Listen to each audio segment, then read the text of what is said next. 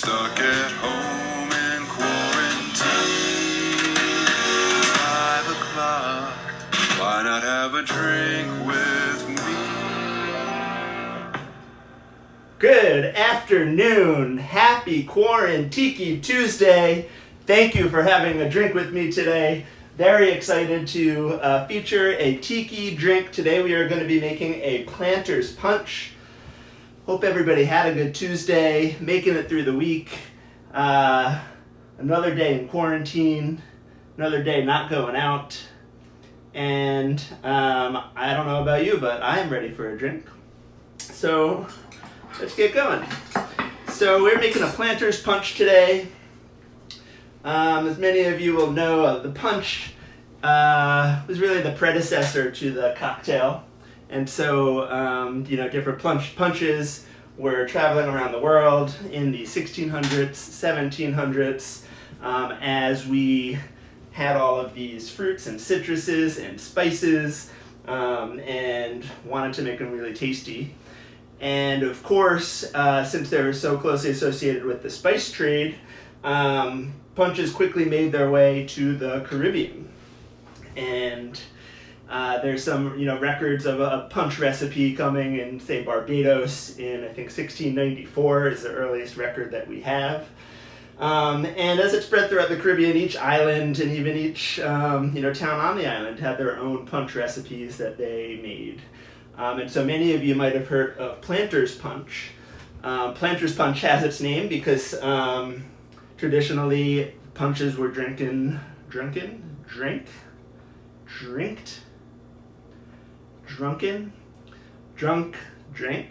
were drunken by the plantation owners, the planters on these islands.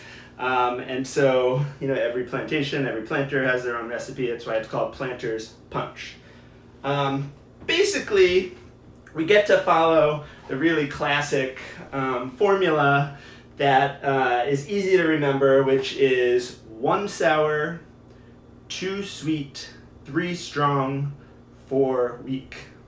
So we've got the sour from our citruses, we've got our sweet from our sugar and sweeteners, we've got our strong from our rum that we're going to be using today, and then the weak really comes from the ice and the dilution that we're going to add to it.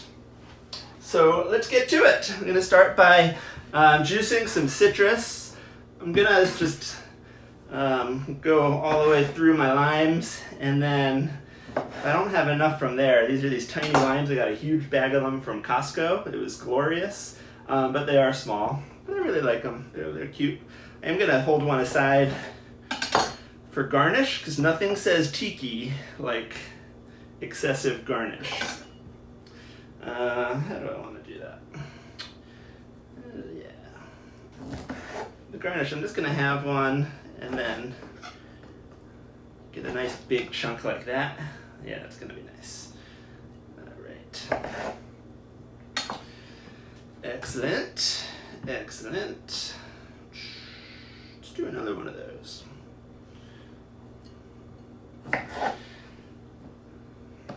So, as I think about quarantining and going out into the world, I actually think my limiting factor is my fresh citrus.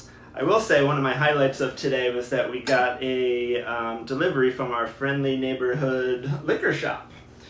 So my favorite place to go to is Needham Center Fine Wines in Needham, Massachusetts.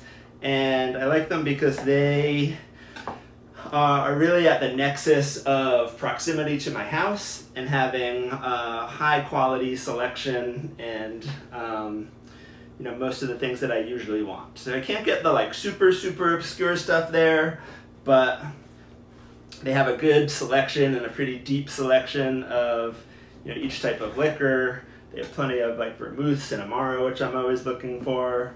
As the name would suggest, I'm sure they have lots of wines too, although I rarely do my wine shopping there, not for really any reason, except I usually get my wine at Costco. Who knows? So, gonna juice some limes.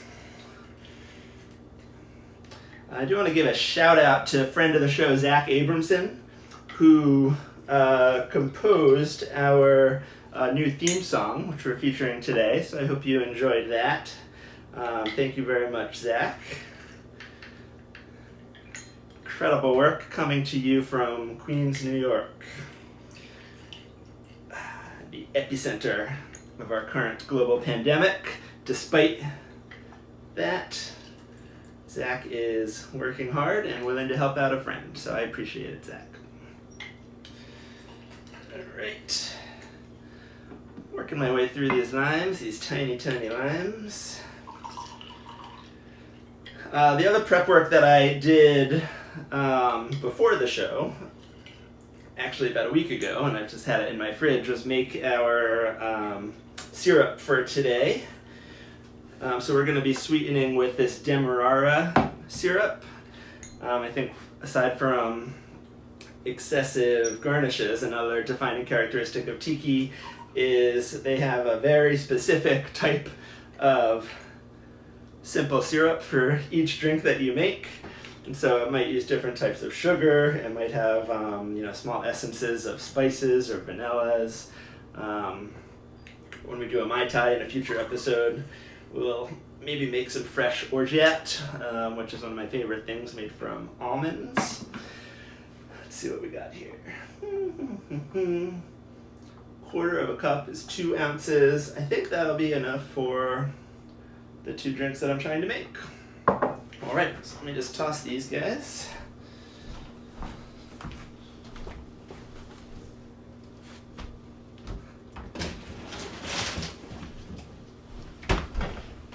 Fantastic. So this syrup I made, it is a 1-to-1 simple syrup, so equal parts by volume of sugar and water. And the sugar is 3 parts granulated sugar to 1 part Demerara sugar. So they call it a Demerara syrup. It is a pretty standard simple syrup, only subbing out a quarter of the a quarter of the white sugar for Demerara sugar. All right, so time to construct our ingredients. I'm going to be using 2 glasses for the 2 drinks that I'm making, one for me and one for the lovely Helen. And so I'm going to start with my lime juice, and I'm just going to do 1 ounce in each of these of our lime juice.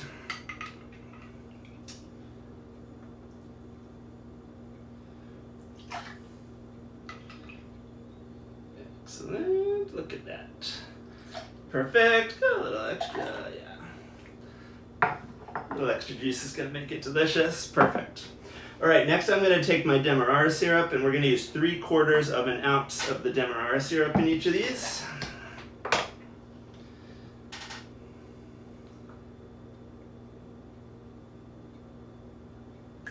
Perfect.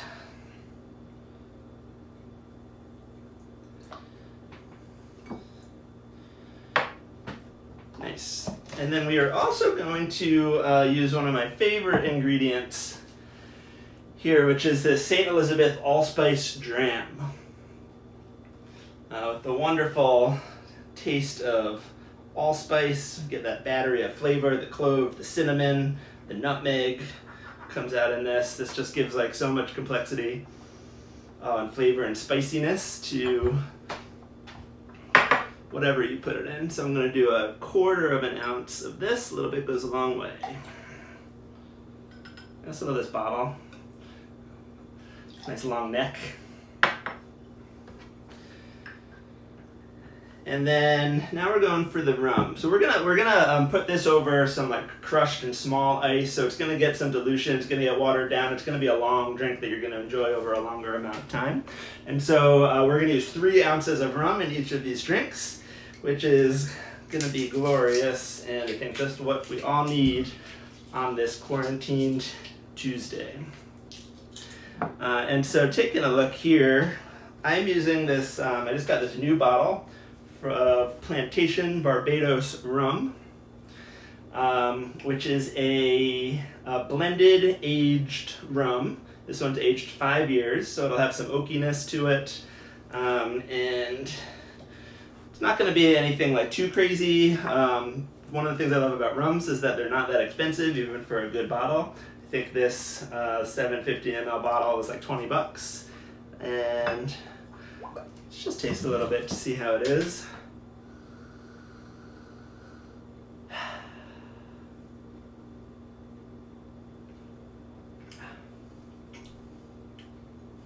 I've got some natural sweetness to it. Definitely get that like woody, oaky character. Yeah, it drinks like a whiskey. This is good. Very nice. So we're gonna do, but I like it. We're gonna put in 3 ounces of it into each of these. So this is 1.5 ounces, so I'm gonna do 2 of those in each drink.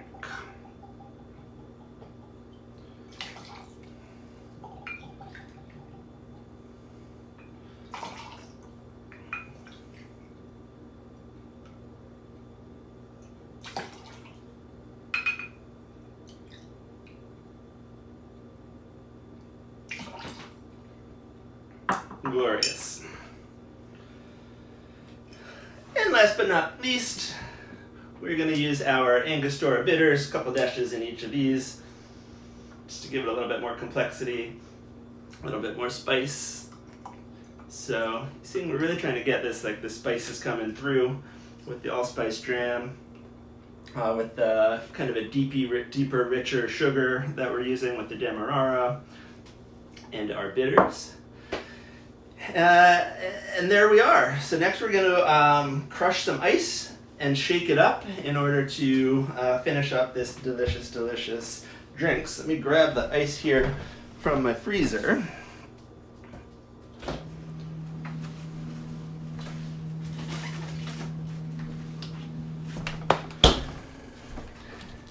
And ice cubes, love these trays. Happy to put a link in the show notes. There are no show notes. But this is way too big for what I want for this drink. So this seems like a job for the ice hammer. So I've got my Lewis bag here. I'm gonna plug in about 5 ice cubes.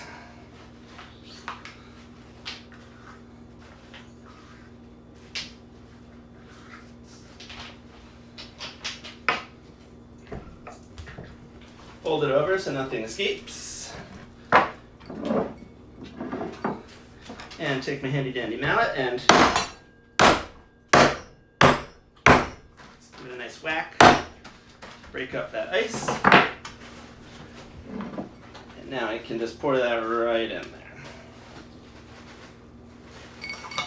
You want a nice crushed ice. You don't want to pulverize it, because then everything will just instantly melt and turn into water. Very nice. And then I'm also going to add a full cube to that, and probably 2, which will just help to agitate it all up and also help to fill up our tiki mugs, which I'm excited to be using. So that's ice for 1. Let's go on to the other drink.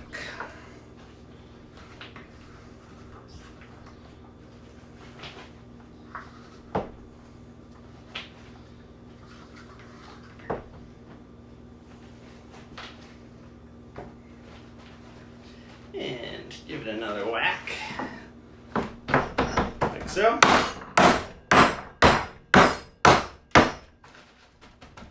Apologize to anybody who's wearing headphones. Awesome. Oops. Pour that right in there. Whoa. Excelente. Split a little bit. That's all right. Got it. So we have our sour, sweet, strong, and now our weak. And our last step is going to be to shake, pour, and garnish. Here we go.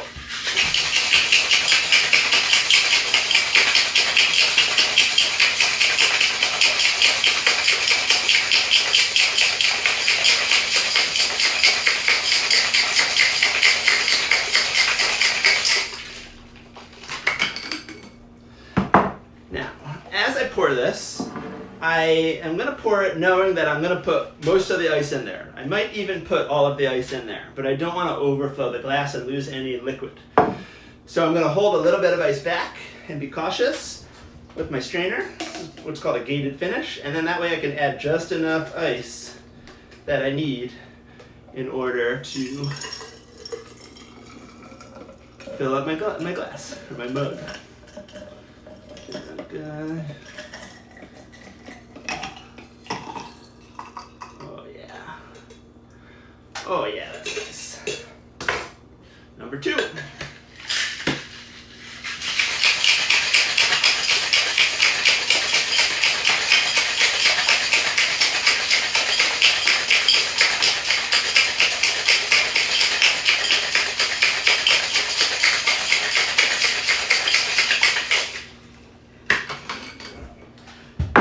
See if we can get you an action shot here.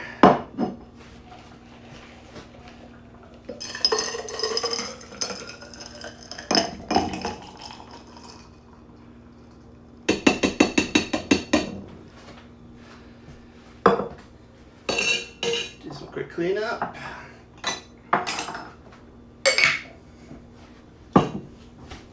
All right. So we've got our 2 drinks. We've got them in our mugs, ready to go. And the last thing that we need, that every tiki drink needs, is some garnish.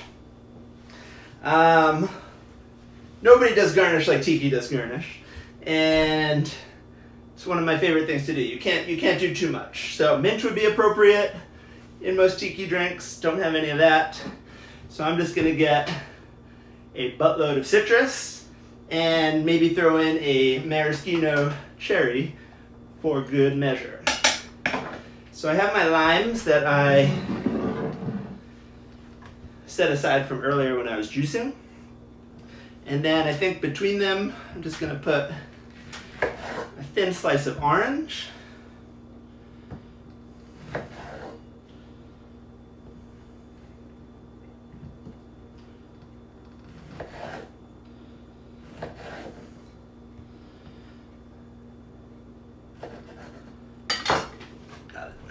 Because I like symmetry, I think what I'm going to do is I'm going to toothpick a lime, a little bit of orange, and I'm going to grab a delicious Luxardo maraschino cherry, because I will find any excuse to use one of these. Plug that through. And I'm going to go back through some orange and then back through some lime. So we have that nice garnish like that. Isn't that nice? And fits just perfectly right on top there. Let's make one more of those.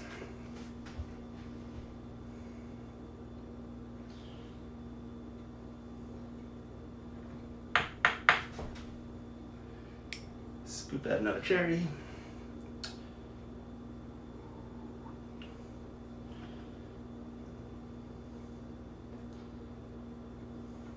Oh yeah. Very nice. So we've got our drinks. We've got some nice metal straws that can squeeze right in there. And then my final accoutrement is I've got these garnish sticks from False Idol in San Diego, one of my favorite tiki bars in the country. Love this place. Whenever I go to a tiki bar, I just grab all the stuff that I can fit in my pockets. They don't mind. Throw that in there. And there we have the delicious Planters Punch.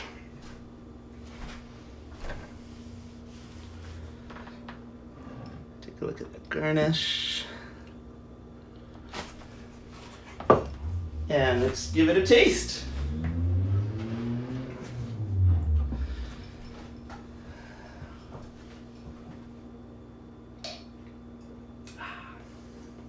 Oh, that's real nice.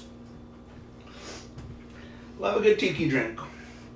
So I think it's great because you get like a heavy citrus flavor, but it's also like really spicy. So it's not like a sweet fruity drink, although it's got plenty of sweetness. Don't get me wrong, there's nothing bitter about this. But the spiciness really shines through more than the sweetness does.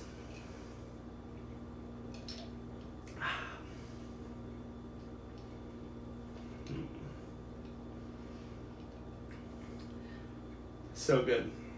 Number one caution about a good tiki drink, though, is if you want to drink it way too fast, don't forget there's 3 ounces of rum in this thing. So thank you all for drinking with me on this Quarantiki Tuesday. Really a pleasure for me. And thanks again to Zach for our theme music coming in today. We'll roll it out with that music once again. Thank you for drinking with me. See you tomorrow, 5 o'clock, 9 o'clock UTC. You're stuck at home in quarantine. It's 5 o'clock. Why not have a drink?